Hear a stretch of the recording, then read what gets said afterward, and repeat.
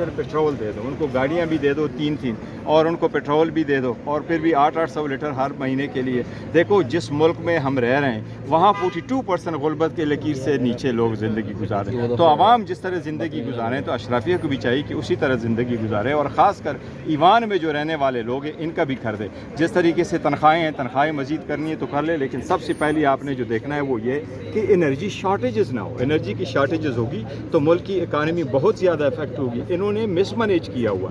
اور سیکنڈ بات کہ ان کے پاس میں نے کل بھی ذکر کیا ہے، یہ جو انہوں نے اس مرتبہ پرائس بڑھائی ہے اس کا جو بینیفٹ ہے لوگوں کو تو آپ کہے کہ کرو اور ہم کو تو کہے آپ تنخواہیں کم کرو، لیکن یہ سارا بینیفٹ تقریباً کوئی 20-22 ارب روپے کا آپ آئل مارکیٹنگ کمپنی کو دے دیں. یہ بالکل غلط ہے. یہ by all means public exchequer کا منی ہے. یہ ان لوگوں کو آپ ونڈ فال لیوی وہ نہیں دے سکتے ٹیکس کہ یہ ونڈ فال آپ نے ان کو دے دیا اور وہ اس کو کرے. اس وقت بڑی ڈیفیکلٹ سچویشن ہے.